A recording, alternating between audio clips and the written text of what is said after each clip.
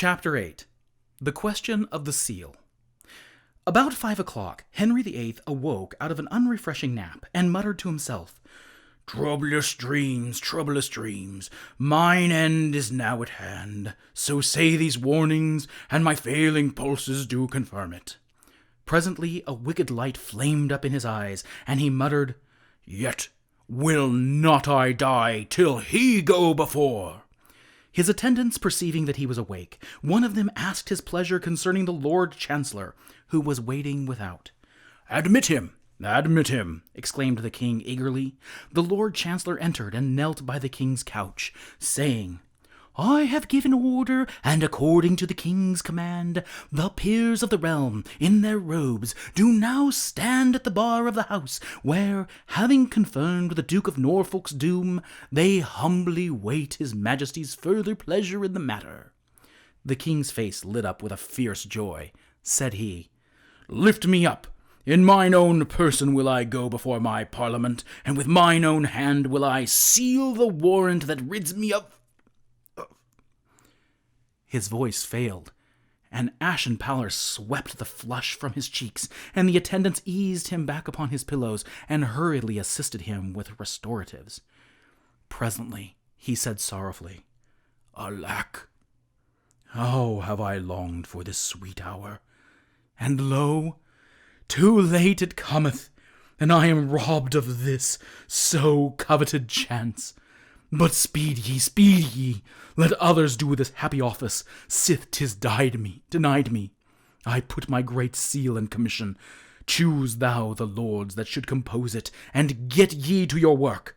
Speed ye, man, before the sun shall rise and set again. Bring me his head, that I may see it.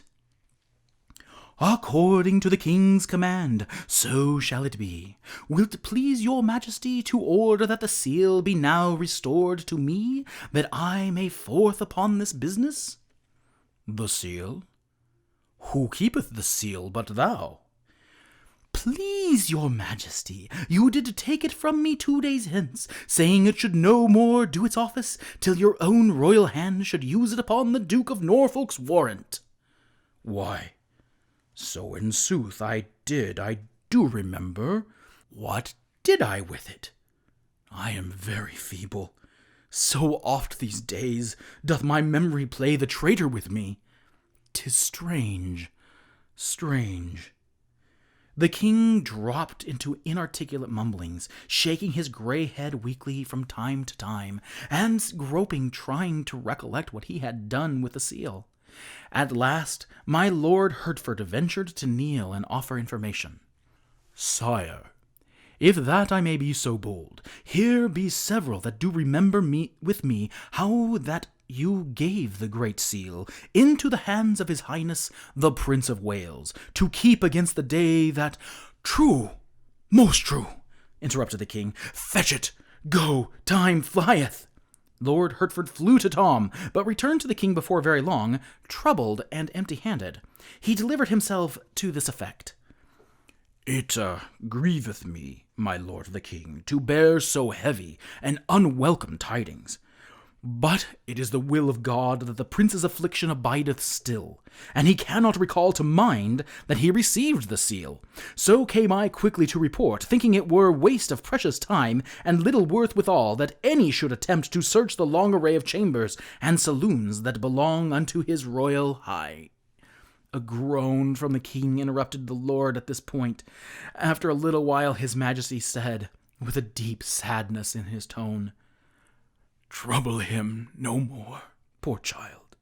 The hand of God lieth heavy upon him, and my heart goeth out in loving compassion for him, and sorrow that I may not bear his burden on mine own troubled, weighted shoulders, and so bring him peace. He closed his eyes and fell to mumbling, and presently was silent. After a time he opened his eyes again, and gazed vacantly around until his glance rested upon the kneeling Lord Chancellor. Instantly his face flushed with wrath. What! Thou here yet, by the glory of God, and thou gettest not about that traitor's business. Thy mitre shall have holiday the morrow for lack of a head to grace withal. The trembling chancellor answered, Good your majesty, I cry you mercy, but I waited for the seal. Man, hast thou lost thy wits? The small seal, which aforetime I was wont to take with me abroad, lieth in my treasury, and since the great seal hath flown away, shall not it suffice? Hast lost thy wits? Begone, and hark ye, come no more till thou do bring his head. The poor chancellor was not long in removing himself from this dangerous vicinity, nor did the commission waste time in giving the royal assent to the work of the slavish parliament, and appointing the morrow for the beheading of the premier peer of England, the luckless Duke of Norfolk.